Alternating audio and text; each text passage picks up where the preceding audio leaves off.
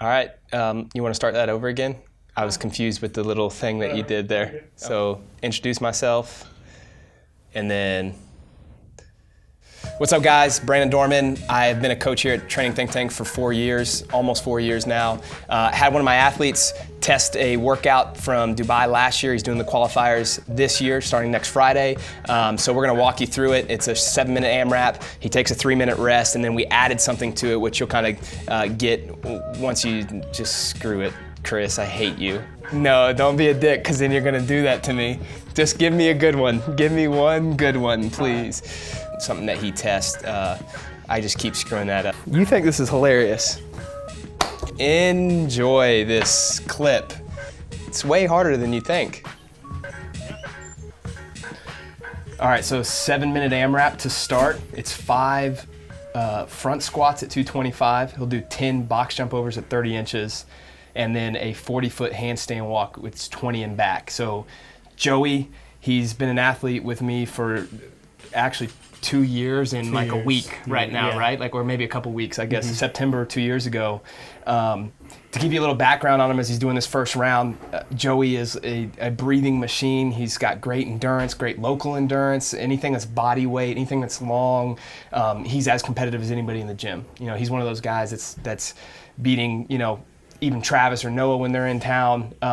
A lot of times on those kind of things. But one of the things that we've noticed with his training, and he did the Granite Games a couple weeks ago, is the short, high power, high turnover, anything with a little bit of heavier weight than he's used to, he really suffers on. So we are going through a new block of progressions right now where he's testing a lot of this kind of stuff where the turnover's really fast on all these things, the weight's a little bit heavier, and what we decided to do today was challenge him with something, since he's doing the Dubai qualifiers starting next week, a Dubai style workout from last year. We just modified some of the weight and the way that he transitions, because I thought this would be a little bit better for him. So this was one of the qualifiers from 2017? This wasn't a qualifier, this was actually in the event last year. And so they did a little bit different rep scheme, and it was 245 on the bar. But for Joey, I wanted to work on one of the things that we said right before we started this was, every time you get back to the bar, you got to start it right away. There is no break there. You can't like belt up or anything. Have your belt ready to go as soon as you get off the handstand walks and go. So that's something that he did really well. And you can chime in with how you're feeling here too. So with the weight, like he said, it's always been something for me that's kind of held me back just a little bit. So been trying to get from the handstand walks as fast as I could back to the barbell, which is a challenge for me mentally a lot of the time. So it's good to have him there kind of watching, just get back on the bar, don't think about it. And kind of when I do that, it helps me to realize that I can get back on the bar and maybe try and breathe a little bit while I'm moving, but I'm still chipping away at the reps in the workout. Yeah, one of the things you can see here is he does a really good job of, if it's a gymnastics movement or high skill movement like handstand walks, they're a little bit slower than normal today, but he gets back on them right away, which is really cool. But when the challenge has been in the past, you can do that, you can do muscle ups, you can do chest to bars. I mean, you can do 60 unbroken chest to bars without thinking about it. But when he gets a high weight or heavy squat clean, heavy squat snatch or whatever, then you take a little bit too much time. So again, the cue today, the only thing I wanted him to think about is as soon as he finishes the round and he starts back on the front squats, he has to get back on the bar. And I don't know if the audio is going to be clipped on here of me talking to him, but every single round I said, get back on the bar right away. That's the only thing I wanted him to think about. And you can kind of put it this way, right? Like, he's done a lot of training, and a lot of our CrossFit athletes do a ton of training, intervals and all that kind of stuff, but nothing mimics what it's like to actually be in the competitive environment, like doing testers like this, where I can tell him one cue and I say, the only way you're going to get better at this today is work on getting back on the bar, because that's where he loses his most time. So instead of us focusing on an energy system or doing some intervals and progressions that way, we're changing things up to where his only focus right now is one or two things on reducing his time or improving his score if it's an AMRAP. And so we're really thinking of it as, how can we get you better in a short time frame before these Dubai qualifiers to improve your scores and not necessarily improve your capacity in that thing. One thing I told him on the box jumps, and this is something, you know, since this is the first time we're reviewing it, we have to get better at rebounding. But on purpose, we haven't done any rebounding box jumps at 30 inches. So I'm not really worried about it. I think that he actually was wise to jump down each time to save his legs, because 225 is still heavy for Joey in a setting where you're getting back every minute and doing a squat clean and then 5 front squats. So one of the things we'll work on, and I'm going to write in the progressions next week, is just some bounding mechanic work. And he's done a lot of plyometrics. I bias that in a lot of my higher level athletes' work, just because it's something that I enjoy, and it's something that I know what can help make people better at that kind of stuff, and it's improved people in the sport. So we do all kinds of bounding work, but this is something a little different when you're jumping over a box back and forth. You kind of see there the last 2 rounds really a little bit longer time than the first round getting back to the bar on the front squats. Yeah, and this is, we talked about this right after. Mm-hmm. Actually, Yeah. we were still out there, and I was like, the third round and the fourth round were your slowest as far as getting back on the bar. The fourth was the slowest for sure. But overall, I thought he did a much better job. And, to give the people watching, one of the things that, like I said, we're doing with these testers is there are some of the same components each week, and we're timing those things. And so you'll see after he finishes this workout, we're timing the same thing over and over each week, and it's just his benchmark. Can you improve each week? Explain that. Let me explain it when we walk out. Is that cool? Like Yeah, once he that's walks fine. outside, Yeah. because there's a reason Spoiler for it, and alert. it's a little bit it's a little bit different than I think what most coaches or what most people think about. Like when I know everybody sees us with all these progressions and intervals, and now with Joey it's a little bit different. We're not doing that. We're really testing him quite a bit on Fridays. Again, he's getting a little too loose on his handstand walks with his legs. When he's not tired, he's pretty fast. It's something we worked on last year a lot. But he does a pretty good job of, one of my goals for him was like, if you get down less than 3 seconds and kick back up. I think he met that pretty much every time except for one round. So that's not where he's going to get beat, other than the actual speed of the handstand walk. You see Mike talking trash right there, per normal, but Mike's not even working out, so I don't know why. Mike doesn't even do CrossFit anymore. Yeah, what is he?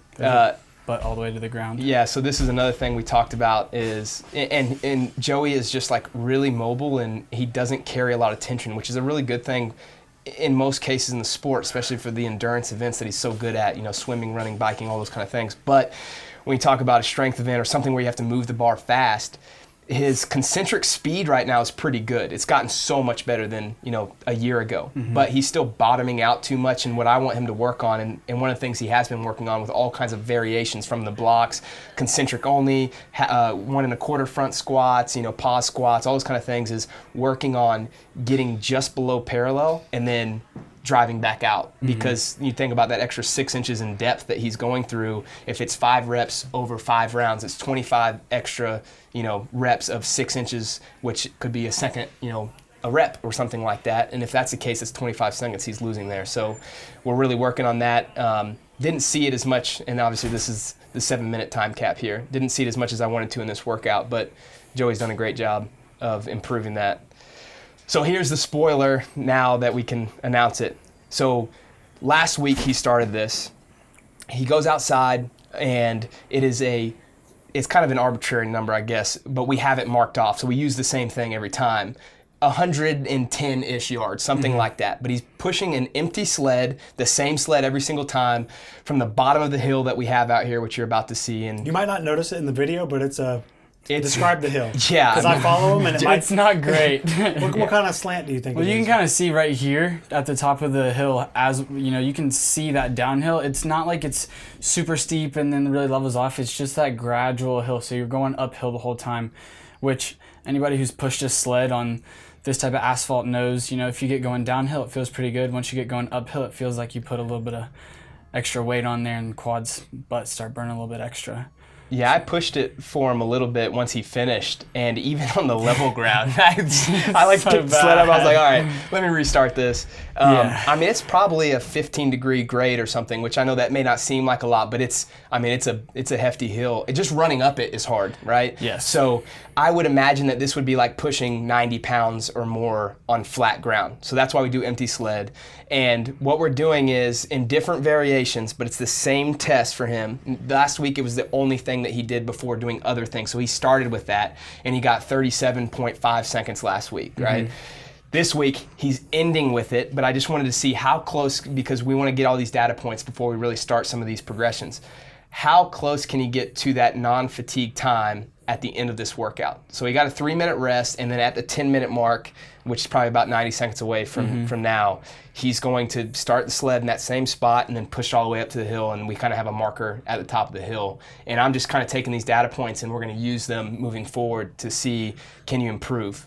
At the Granite Games, there were a couple workouts that were kind of high power events like this. Grunt work almost is the best way to describe it. Yeah, and those were the ones that, if you look across the leaderboard where he was at from event to event, it was like 8th place, 7th place, 10th place, and then a 30th place. And for him, he's just not a 30th place athlete in the elite division anymore. He's a top 10 athlete in every category across the board other than this type of work. And so the way that I look at his training is, well, if that's the thing that's holding you back, that's the thing that we have to work on. Obviously, we want him to be the best at things like muscle ups and other gymnastics work, which he's really good at. And so we're going to keep working on those things. But at the end of the day, this is what, if you get only 15 points because you get a 30th place in an event, then obviously that hurts you more than, averaging out 10th place every single time.